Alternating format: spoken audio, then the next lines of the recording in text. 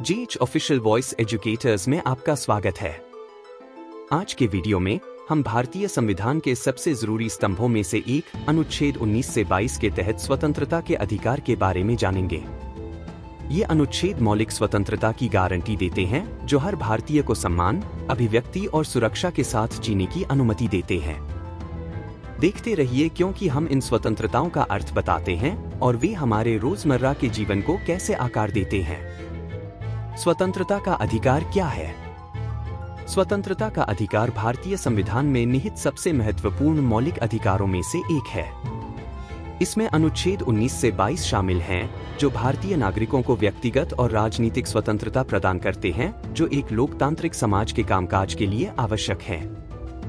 इन अधिकारों में शामिल है भाषण और अभिव्यक्ति की स्वतंत्रता, शांतिपूर्ण तरीके से एकत्र होने का अधिकार, संघ बनाने का अधिकार, स्वतंत्र रूप से घूमने का अधिकार, भारत में कहीं भी रहने और बसने का अधिकार और कोई भी पेशा या व्यवसाय करने का अधिकार।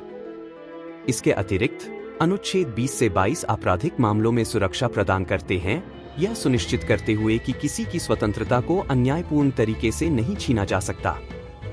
आइए प्रत्येक लेख को गहराई से समझें कि वे कैसे काम करते हैं।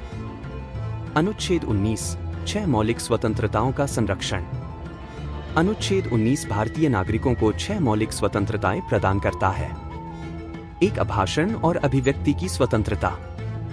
यह प्रत्येक नागरिक को शब्दों, लेखन, कला या अन्य माध्यमों से अपनी राय स्वतंत्र रूप से व्यक्त करने की अनुमति देता है। हालांकि यह स्वतंत्रता पूर्ण नहीं है। इसे सार्वजनिक व्यवस्था, शालीनता, नैतिकता, राज्य की सुरक्षा और बहुत कुछ के हित में प्रतिबंधित किया जा सकता है। उदाहरण के लिए, घृणास्पद भाषण या मानहानि इस स्वतंत्रता के तहत संरक्षित नहीं है। ऐतिहासिक मामला श्रेया सिंघल बनाम भारत संघ 2015 में सुप्रीम कोर्ट ने आईटी अधिनियम की धारा 66A को रद्द कर दिया, जो ऑनलाइन भाषण को प्रतिबंधित करती थी, यह कहते हुए कि यह अभिव्यक्ति की स्वतंत्रता का उल्लंघन करती है। 2 बिना हथियारों के शांतिपूर्वक एकत्र होने की स्वतंत्रता। नागरिकों को शांतिपूर्ण विरोध प्रदर्शन और सभा करने का अधिकार है। हालांकि राज्य सार्वजनिक व्यवस्था बनाए रखने के लिए उचित प्रतिबंध लगा सकता है। उदाहरण के लिए, आपातकाल या दंगों के समय सरकार सीआरपीसी की धारा 144 के तहत सभाओं पर प्रतिबंध लगा सकती है। 3 संघ या यूनियन बनाने की स्वतंत्रता। नागरिक अपने हितों को बढ़ावा देने के लिए राजनीतिक दल, ट्रेड यूनियन, क्लब या कोई भी समूह बना सकते हैं। हालांकि अगर संघ राष्ट्रीय अखंडता या सुरक्षा को खतरा पहुंचाता है तो सरकार इस पर प्रतिबंध लगा सकती है। 4 पूरे भारत में स्वतंत्र रूप से घूमने की स्वतंत्रता। प्रत्येक नागरिक को बिना किसी प्रतिबंध के राज्यों में घूमने का अधिकार है। हिंसा, सुरक्षा खतरों या आदिवासी हितों की रक्षा से प्रभावित क्षेत्रों में उचित प्रतिबंध लागू किए जा सकते हैं। 5 भारत में कहीं भी रहने और बसने की स्वतंत्रता। नागरिक भारत के किसी भी हिस्से में रहना चुन सकते हैं। हालांकि स्थानीय हितों की रक्षा के लिए सीमावर्ती क्षेत्रों या आदिवासी क्षेत्रों जैसे कुछ संवेदनशील क्षेत्रों में प्रतिबंध लागू हो सकते हैं। 6 किसी भी पेशे या व्यवसाय का अभ्यास करने की स्वतंत्रता। नागरिक अपना व्यवसाय, व्यापार या व्यवसाय चुन सकते हैं। हालांकि कुछ व्यवसायों के लिए योग्यता या लाइसेंस की आवश्यकता हो सकती है। उदाहरण के लिए, आप उचित प्रमाणन के बिना चिकित्सा या वकालत का अभ्यास नहीं कर सकते। अनुच्छेद 20 अपराधों के लिए दोष सिद्धि के संबंध में संरक्षण। अनुच्छेद 20 आपराधिक कार्यवाही में व्यक्तियों को 3 महत्वपूर्ण सुरक्षा प्रदान करता है। 1 पूर्व कार्योत्तर कानून। किसी को भी ऐसे कार्य के लिए दंडित नहीं किया जा सकता है जो उस समय अपराध नहीं था। उदाहरण, यदि आज कोई नया कानून पेश किया जाता है तो आपको कानून लागू होने से पहले की गई कार्रवाइयों के लिए दंडित नहीं किया जा सकता है। 2 दोहरा खतरा। किसी भी व्यक्ति पर एक ही अपराध के लिए एक से अधिक बार मुकदमा नहीं चलाया जा सकता या दंडित नहीं किया जा सकता। ऐतिहासिक मामला वेंकटरमन बनाम भारत संघ 1954 में सर्वोच्च न्यायालय ने इस सिद्धांत को बरकरार रखा, यह सुनिश्चित करते हुए कि एक बार किसी व्यक्ति को बरी कर दिया जाता है तो उसे उसी अपराध के लिए दोबारा मुकदमा नहीं चलाया जा सकता। 3 आत्मदोष। किसी भी व्यक्ति को खुद के खिलाफ गवाही देने के लिए मजबूर नहीं किया जा सकता। यह सुरक्षा अमेरिकी संविधान में 5वें संशोधन के समान है। ये सुरक्षा सुनिश्चित करती है कि कानूनी व्यवस्था व्यक्तियों के अधिकारों और गरिमा का सम्मान करती है। अनुच्छेद 21, जीवन और व्यक्तिगत स्वतंत्रता का अधिकार। अनुच्छेद 21 में कहा गया है कि किसी भी व्यक्ति को कानून द्वारा स्थापित प्रक्रिया के अनुसार ही उसके जीवन या व्यक्तिगत स्वतंत्रता से वंचित किया जाएगा। एक जीवन का अधिकार, यह केवल जीने के शारीरिक कार्य के बारे में नहीं है। इसमें सम्मान के साथ जीने का अधिकार, स्वच्छ हवा, स्वास्थ्य सेवा और शिक्षा तक पहुंच शामिल है।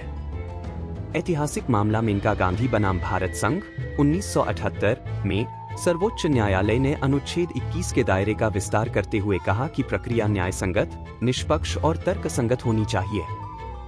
2. व्यक्तिगत स्वतंत्रता का अधिकार, यह व्यक्तियों को मनमाने ढंग से गिरफ्तारी और हिरासत से बचाता है। आपको उचित कानूनी प्रक्रिया के बिना हिरासत में नहीं रखा जा सकता।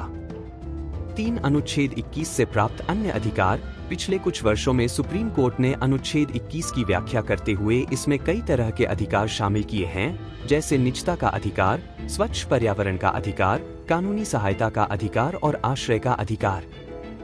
हाल ही का मामला, निजता के अधिकार को अनुच्छेद 21 के तहत मूल अधिकार घोषित किया गया था। इसे जस्टिस के एस. पुट्टस्वामी बनाम भारत संघ 2017 में शामिल किया गया था। अनुच्छेद 22, मनमाने ढंग से गिरफ्तारी और हिरासत के खिलाफ संरक्षण। अनुच्छेद 22 व्यक्तियों को गिरफ्तारी और हिरासत के मामले में विशिष्ट सुरक्षा प्रदान करता है। यह सुनिश्चित करता है कि व्यक्तिगत स्वतंत्रता का अनुचित तरीके से उल्लंघन न हो। 1. गिरफ्तार व्यक्तियों के अधिकार, गिरफ्तारी के कारणों के बारे में सूचित किए जाने का अधिकार। अपनी पसंद के वकील से परामर्श करने का अधिकार। गिरफ्तारी के 24 घंटे के भीतर मजिस्ट्रेट के सामने पेश किए जाने का अधिकार।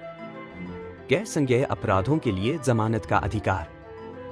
2. निवारक हिरासत, यह राज्य को किसी व्यक्ति को हिरासत में लेने की अनुमति देता है यदि उसे राष्ट्रीय सुरक्षा, सार्वजनिक व्यवस्था या कानून व्यवस्था के लिए खतरा माना जाता है, यहां तक कि अपराध करने से पहले भी।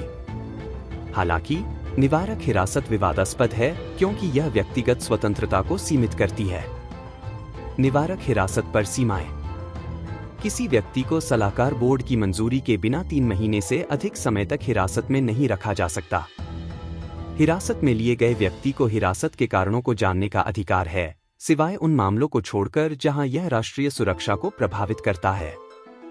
निष्कर्ष और अंतिम विचार स्वतंत्रता का अधिकार। अनुच्छेद 19 से 22 भारतीय लोकतंत्र की रीढ़ है जो प्रत्येक नागरिक को बोलने, घूमने, काम करने और स्वतंत्र रूप से जीने की क्षमता देता है।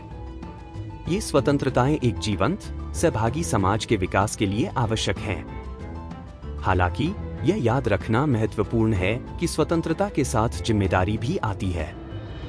जबकि हमें अपने विचार व्यक्त करने का अधिकार है, दूसरों के अधिकारों और सम्मान का सम्मान करना भी उतना ही महत्वपूर्ण है। भारत में स्वतंत्रता और सुरक्षा के बीच संतुलन के बारे में आप क्या सोचते हैं? क्या आज ये अधिकार पूरी तरह से सुरक्षित हैं?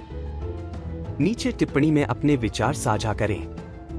यदि आपको यह वीडियो उपयोगी लगा तो इसे लाइक, शेयर और संवैधानिक अधिकारों, राजनीतिक सिद्धांतों और नागरिक शिक्षा पर अधिक सामग्री के लिए जेएच ऑफिशियल वॉइस एजुकेटर्स की सदस्यता लेना न भूलें।